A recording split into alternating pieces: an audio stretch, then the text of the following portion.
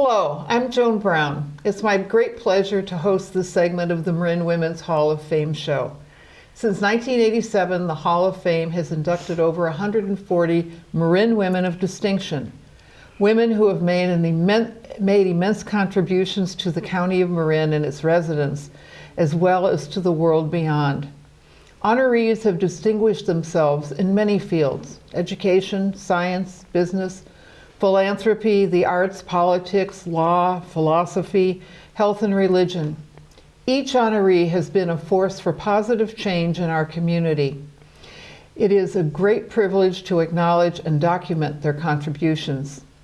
Today, it's my pleasure to introduce Lynn O'Malley Taylor, who's being honored in the 2019 Hall of Fame for her remarkable work in the judicial system. So welcome, Lynn. Thank you. And let's begin where it all began, with your family, what your family was like, the people who influenced you in your early life, and incidences, experiences, circumstances that helped set you on the path that you have pursued. So my parents met at the University of Arizona when there were 2,200 students there. And they married, and I was born in 1943, right before my dad was sent off to the Second World War. And when he came back, we moved to Phoenix, Arizona. So I was raised in Phoenix, Arizona, and went to Central High School, and then escaped Arizona and went to Colorado College in Colorado Springs, and then to... Was that Colorado College for women then? No, No, it was co-ed. And then in 1963, I transferred to the University of Arizona to get a degree in education. My parents were amazing, because they were always very, very supportive, and basically said, you could do anything that you want to do as long as you try hard.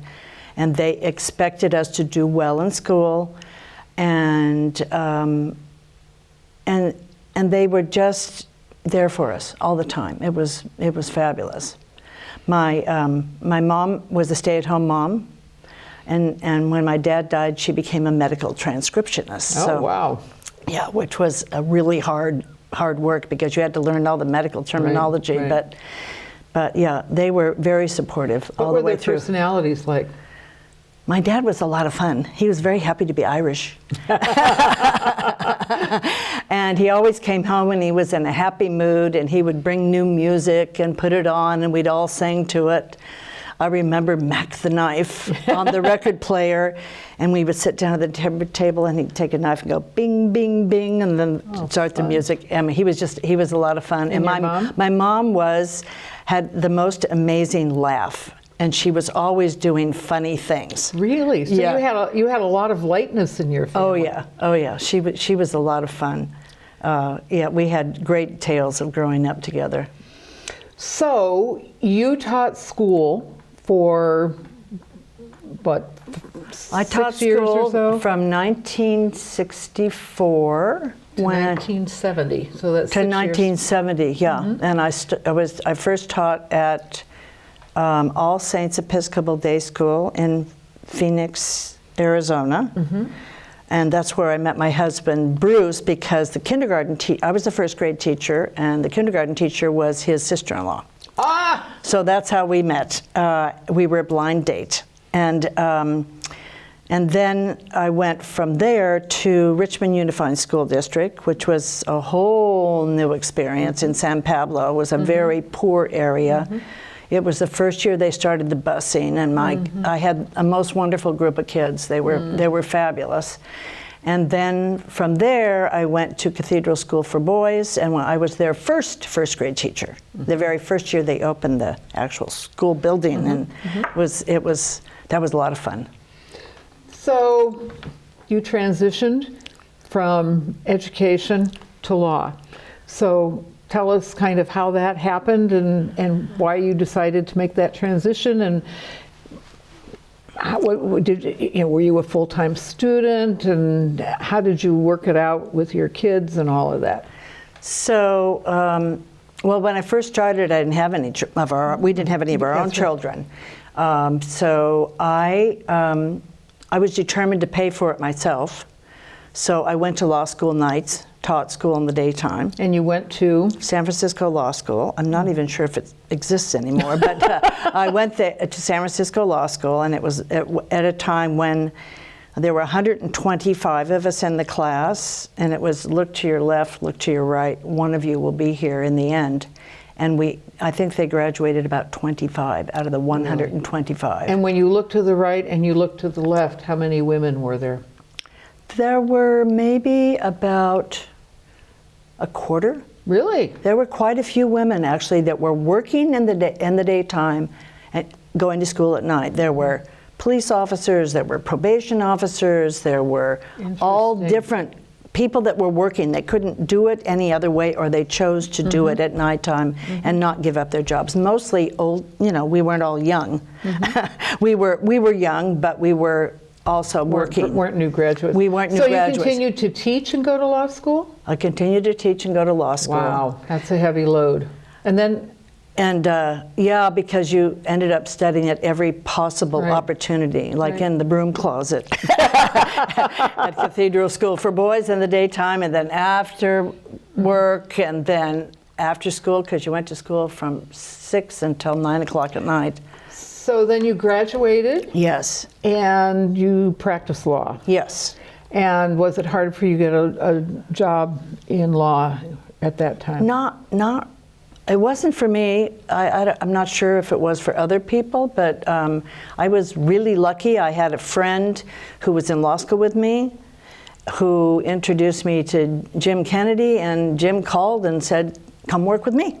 And he was in? He was in San Rafael in general practice in San Rafael with Steve Robertson and George Peterson, and we just had a great time together. And so in your law practice, what kind of law did you practice? Mostly civil, some criminal, but I actually did bankruptcies. It was general practice. I plastered a ship in Admiralty once. You know what that is? No. Well, when a ship comes into harbor, if they don't pay for the goods that they've purchased, you can put a notice on the ship that keeps them from moving from town.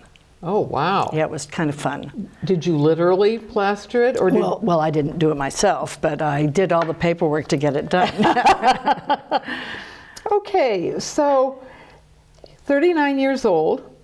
You've switched from teaching. Right. You've been practicing law. Yes. And then, oh my goodness, there is an incumbent judge up for election and a vacant seat, and one of your friends decided to run for the vacant seat, so you decided not to go for that one. So you launched a campaign for a sitting judge, and you and another candidate threw your hats into the ring. And what happened? What was that like? How did people respond to you? Just tell us about that experience. Well, it was exciting, for sure. It was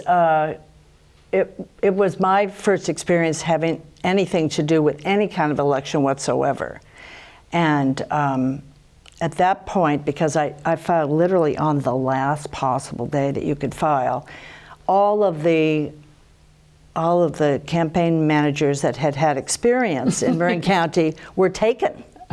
So fortunately, I met you at a coffee, and you introduced me to a young woman who was working at the Volunteer Center of Marin, single mom, needed some work, and so I hired her. And we just figured out what we needed to do, and we did it. I think she was working at Civic Center Volunteers. Yes, yes. Which is different than the Volunteer Center. Oh, is it? Okay, good. Yes. Sorry, got it confused. That's all right. No, that's all right. I got to plug Civic Center Volunteers. My career for 33 years. Yes. So then what happened? So you've got this woman. Yes. And she's running your campaign, and you're going out and meeting people, and what are people saying? Well, some were very gracious, and others, it's probably the first time I experienced any prejudice to speak of in my life, because both men and women would come up to me and say, I'd never vote for a woman for judge. And then some people were just kind of rude, like I was passing out brochures in front of one of the shopping centers, I think it was Penny's, and a guy came out and he said, well, what's your brochure for? And I told him, and he spit on the sidewalk in front of me. So you had to learn not to be too sensitive about these. Was that hard for you, or do you normally have kind of a thick skin on that stuff? Well, it was surprising more than anything else. I just didn't know that was out there, and I didn't realize that people felt so strongly. The political views were very, very strong. So, but a judgeship is a nonpartisan position. Yes. And you had not experienced prejudice in law school or in practicing the law? Not that I was aware of. Okay. I mean, I felt pretty lucky that I was able to practice, and I didn't notice any prejudice. And so what happened in the election? Well, in the election, there was a primary, and the city attorney was the third opponent. He didn't win in the primary, but he helped me win the general election. So in the primary, who had the most votes? Do you remember? I don't. I think probably the sitting judge did. Mm-hmm. And so then you had to do a runoff. Yes. And then I had to hire a new campaign manager because my first one got a really good job. Well, it was helpful because she got some great experience. And so Barbara Heller, who went on to become a city councilwoman in San Rafael, and she was also a Civic Center volunteer early. Was she? Yep. Oh, I didn't know that. Oh my gosh. So Barbara Heller helped me, and we just figured out what we needed to do and got it done. And you won. And I won. And you were the first elected woman judge in Marin County. True. Yeah, it was exciting. And how did your male colleagues welcome you? They were actually very helpful welcoming me. I remember my very first trial, and Gary Thomas gave me a wonderful script, and he was very helpful, and I went in, and the courtroom was packed, I think with people sort of looking to see if I could do the job, Could I do it? Yeah. Yeah, so, yeah. And how long were you a sitting judge in Marin County? For 21 years. I guess you could do the job. I guess. Okay, moving along. Throughout your career, you had practiced civil and were a judge in your judicial career. You'd served in every department of the court, and criminal, civil, juvenile, probate cases. But then you developed a specialty in civil law, focusing on mediation and settlement conferences. So what led to that specialization, and what did you see as a judge that raised that as a priority for dealing with legal issues? Well, as an attorney, I knew how helpful judges could be in helping and getting cases resolved, and I thought that was part of my job when I went into the civil division, was to spend as much time as possible with the attorneys, working on trying to get the case settled, because really their clients wanted to settle the case most of the time. How does a judge help people reach a settlement?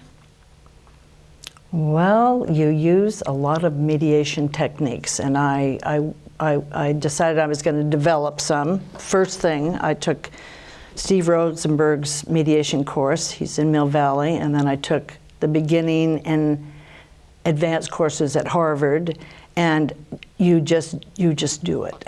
No, but what are the skills? What is it that you do? Yeah. Well, as a judge, you do a lot of listening, and you you let people tell their story, which you can't really do in a trial because it's question, answer, question, answer. But it's important for the parties to be able to tell their story. So you let each side tell their story, and then you tell them their story back to make sure that you didn't miss something.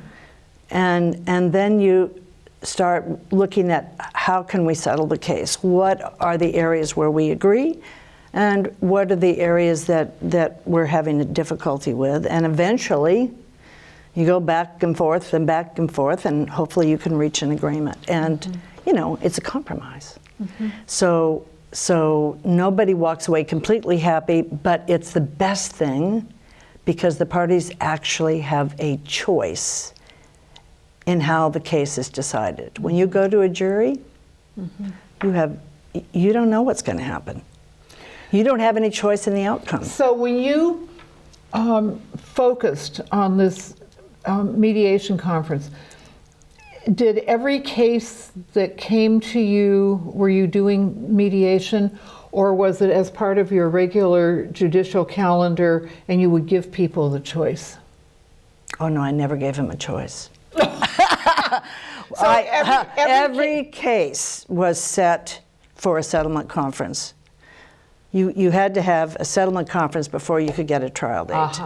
And is that true for all the judges? I don't know because it was true for us when we were doing individual calendaring.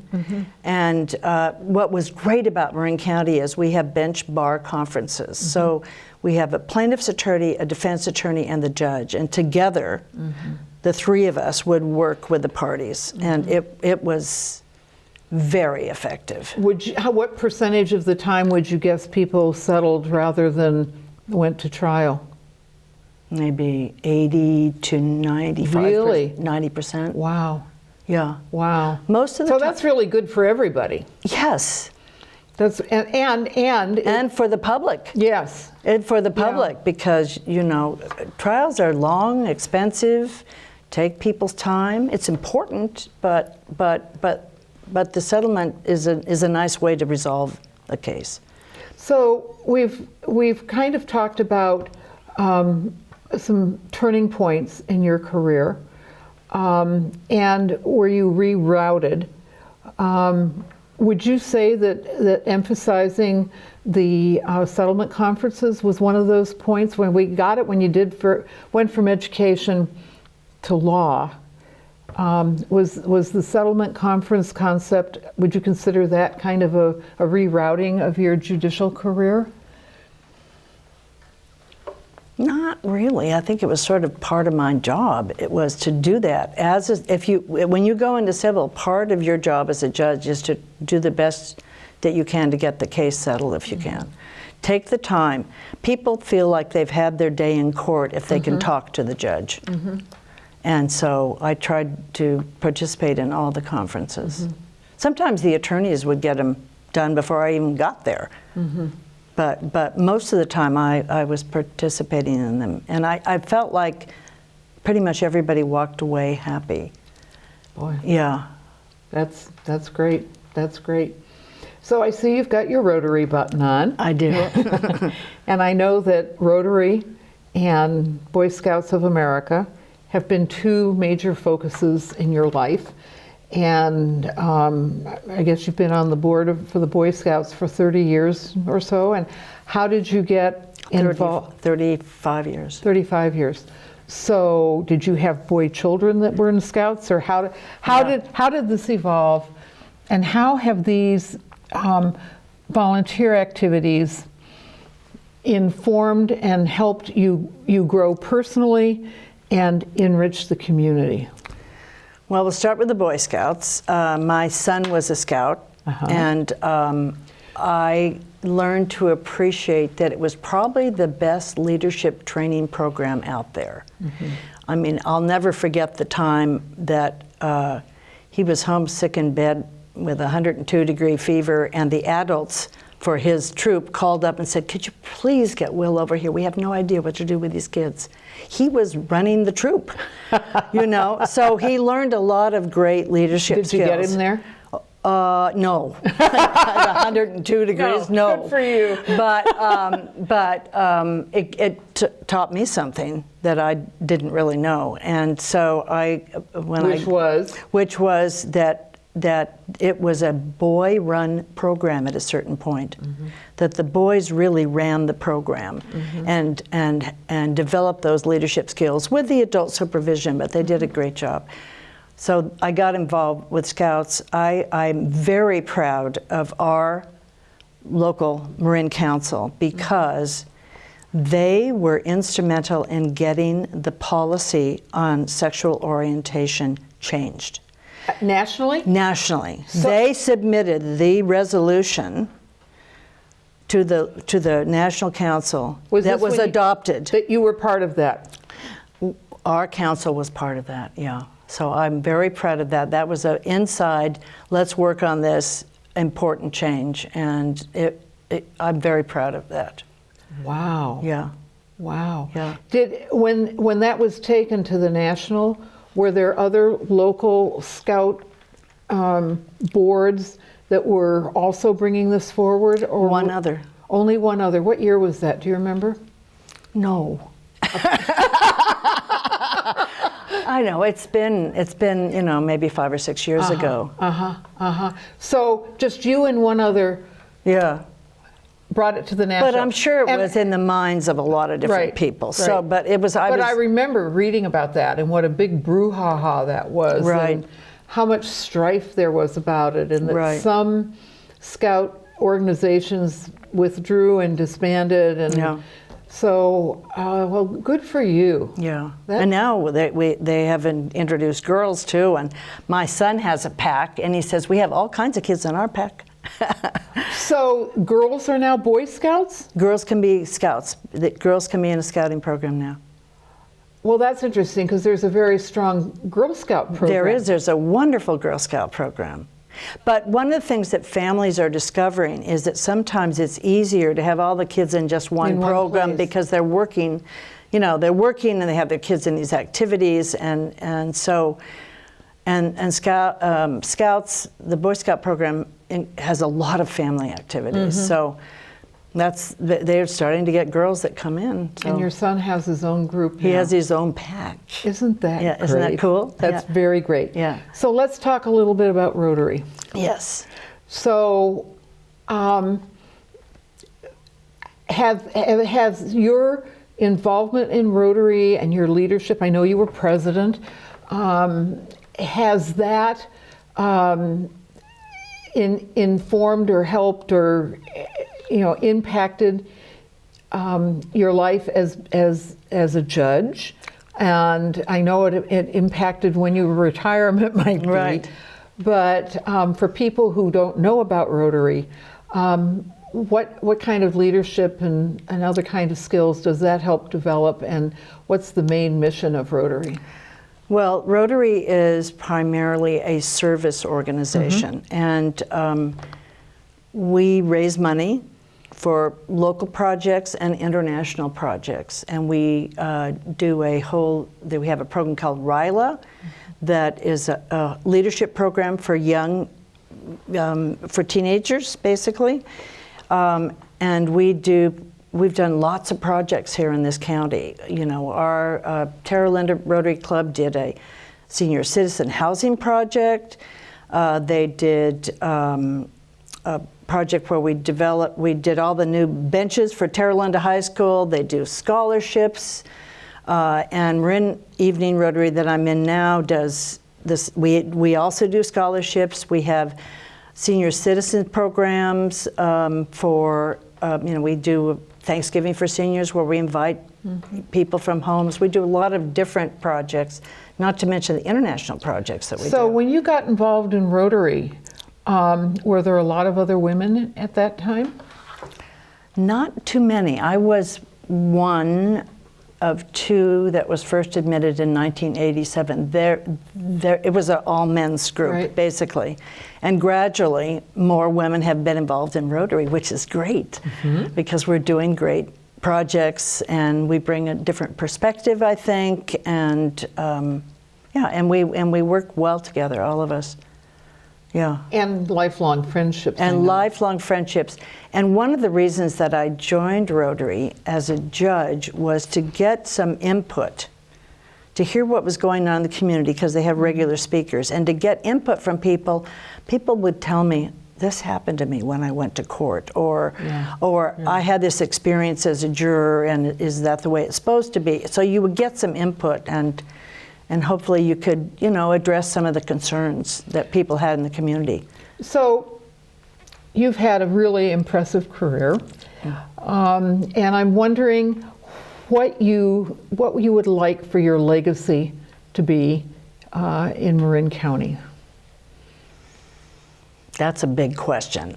I would like for my legacy to be that, to give young women a chance to look at what could be really risky something and to take the risk. That if you work hard at something, it's okay to take a risk. Run for office. It's scary, but exhilarating. But exhilarating. You meet so many wonderful people doing that, people you've never known before who come out of the woodwork and help, and I think it's important to take risk. I'd like to see more, women applying for judgeships, more women, applying to serve in public office. And I think it's a great role for young attorneys to aspire to be judges. Work hard and aspire to be a judge. Get the experience, and don't be afraid to put your name in there, either for an appointment or run for an open seat. So I know that you do rotating judging kinds of things. So you're not completely out of the law, but to conclude with, I'm wondering what are the biggest issues you see in Marin County right now, and what are your hopes for solutions or working toward a better situation around those issues in Marin? Are you asking me about issues with the law or about general issues? Anything. Biggest issues. Well, I think in Marin, we need to think about housing. Yeah. We need to think about how to help the homeless, because unfortunately, we see a lot of them in the criminal justice system. Yeah.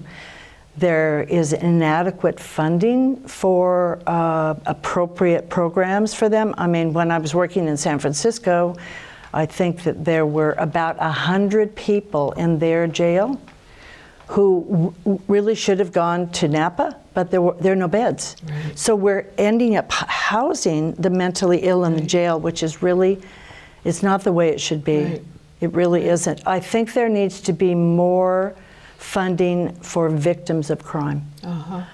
There just isn't enough. I mean, there are victims out there who, are suffering from PTSD. The amount of money that's available in the Victim Witness Program is a drop in the bucket for the kind of therapy that they need. So those are things that I think would be good to focus on.